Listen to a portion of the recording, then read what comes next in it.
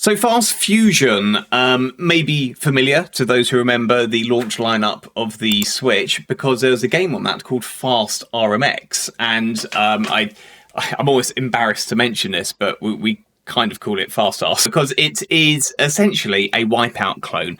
A lot of people who are only familiar with Nintendo games say, it's an F-Zero clone. Well, you're kind of in the right ballpark, because F-Zero... it's another Wipeout clone. Well, was F-Zero first? No. Was F-Zero first? Was it? I hate to school you during review. F-Zero did actually originally come out on the Super NES. It was one of the games that used the Mode 7 chip. I have completely wandered off from talking about Fast Fusion, though. It's a Wipeout clone. The only differentiators are there are no weapons.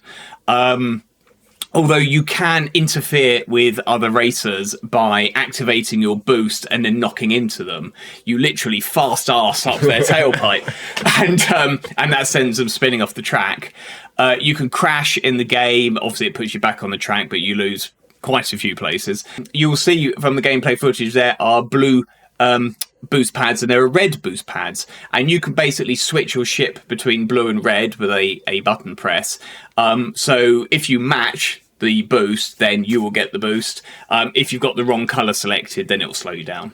Oh, that's quite an interesting feature. I think is that a new feature for this one, or has this been done before in Fast Arse? I think it was in Fast Arse. It's quite a long time since I played Fast Arse. The thing is, we did actually play Fast Arse at the Nintendo Switch launch. Yeah. The Switch preview event that we went to in London at one of the was it Apollo Theatre? Was it? I think it was the real new feature for Fast Fusion. Well, it's called Fast Fusion. That's because as you unlock the cars, you have to buy you start off with a 2 or 3 unlocked in the shop already, and then as you race, you build up money, and then you can use that to either buy new Grand Prix or new cars.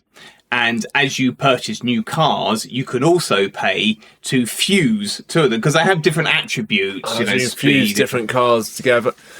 So obviously you're spending towards unlocking new Grand Prix, not just qualifying for them by progressing, and you're saying you have to buy the cars as well. Is it a bit of a grind in that aspect, or is it a reasonably paced that it doesn't start to feel grindy? Well, yeah, I mean, there is some grinding involved, because you kind of have to pick either you're unlocking the Grand Prix or you're unlocking the cars, because basically the money you earn in a Grand Prix is enough to earn one or the other. So I did actually find myself kind of replaying the first 2 Grand Prix quite a bit, because I wanted to unlock quite a few of the cars so I could have a real play with the fusion mechanics. There are 3 tracks in each Grand Prix. Obviously the first one is unlocked from the beginning, and then you have to unlock them with money as you go. I unlocked the second one quite early on, and then I found myself just kind of repeating those 2 just so I could unlock lots of cars, just so I can ships, maybe I should be saying ships,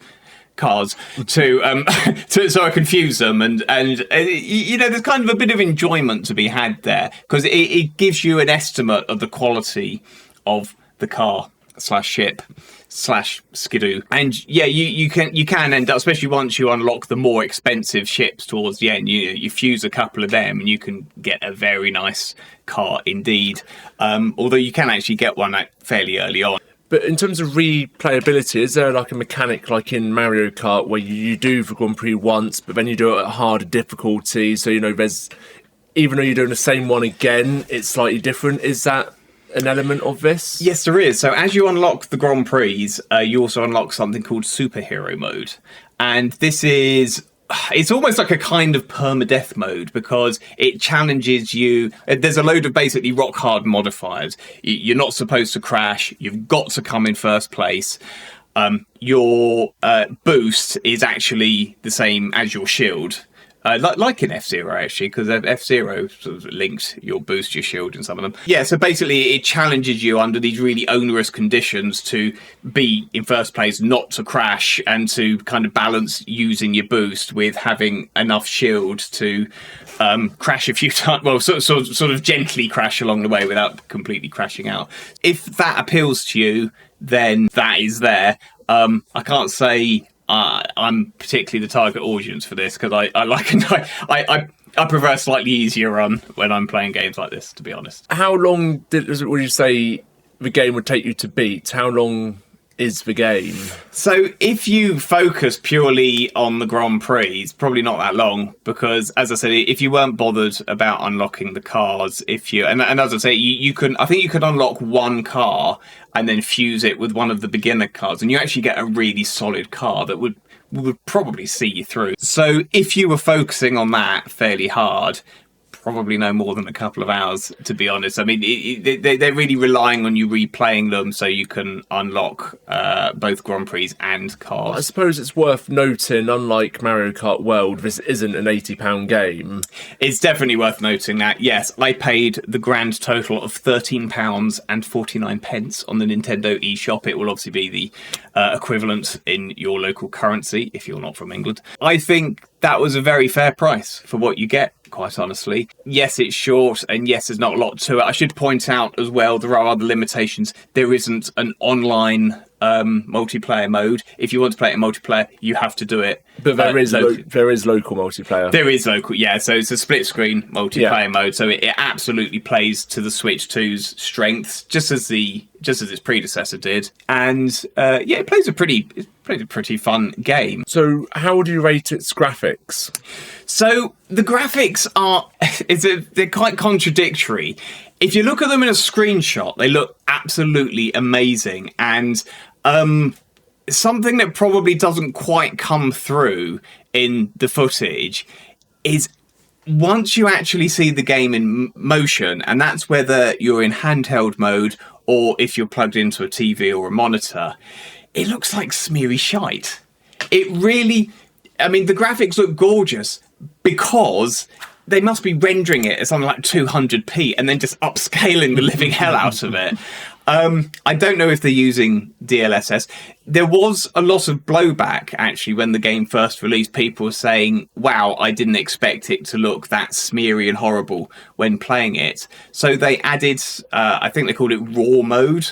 And I think most people assumed that was just going to be a low frame rate, but either 720p minimum or maybe even 1080p, but just running us a lower frame rate. But no, it's actually just dynamically scaling, and so it looked even worse than what they went with. That was a real blow, actually, because I'd seen the screenshots and I thought they looked amazing, and I was really looking forward to being able to show this to people and say, look how amazing my Switch 2 is. Look at this game. It's like Wipeout on steroids. But it really shows the limitations of the console, and I don't know whether that's something that as developers get more used to the power and the DLSS and whatever. I don't know enough about the technicalities of it, but I just know it doesn't look fantastic. So in terms of solid gameplay, how do you rate it compared to, obviously, its most comparable game, Wipeout, in terms of how it plays? Is it better, worse, the same?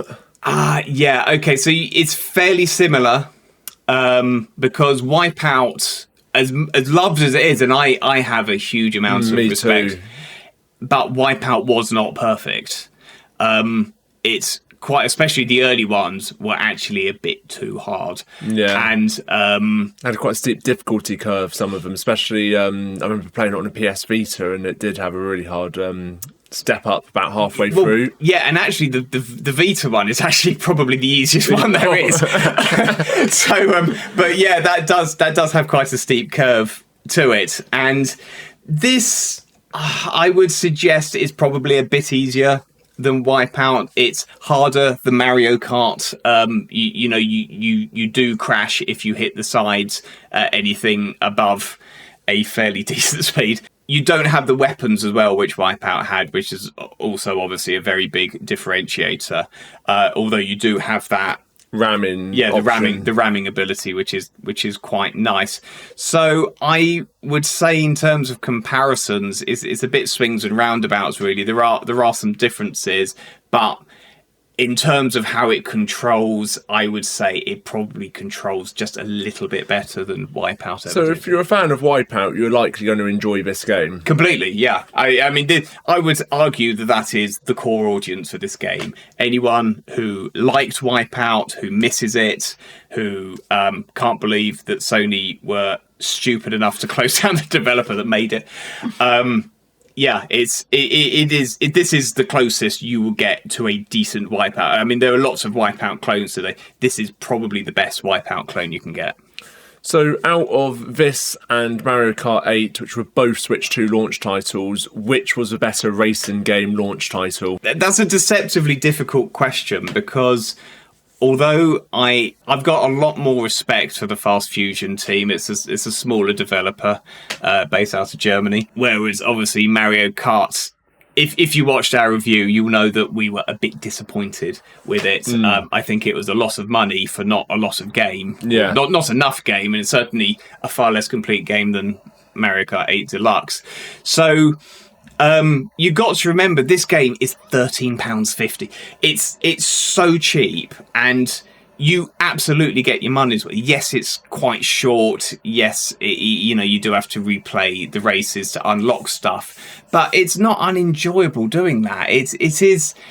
And although the graphics, especially on some of the levels, do look incredibly smeary, disappointingly so, it is still just about impressive enough that you can show that stuff. Whereas Mario Kart barely is an upgrade over its predecessor. So I'm going to go with this one, actually. I actually preferred this as a launch game to Mario Kart, and definitely as a racing game. Obviously, Mario Kart controls exceedingly well. But just everything taken into account, it would have to be this one. So what's the score? Well, let's get the pros and cons summarised. Starting with the pros, that extremely reasonable price. I mean, I couldn't believe it when I was, it was the week before the Switch 2 was coming, and I just had a look on the store. I thought, it can't be that cheap. Surely. I mean, it was, even if it was garbage, it's impulse buy territory, really. The number of tracks, I think, is respectable for the price that you're paying. The courses themselves are actually quite nicely designed in terms of, both play and visually as well. They do have their impressive moments.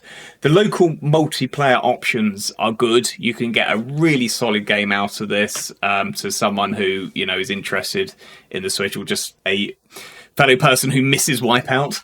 The visuals are nice as long as you squint a bit, because obviously they are a bit smeary and blurry due to the very, very aggressive upscaling.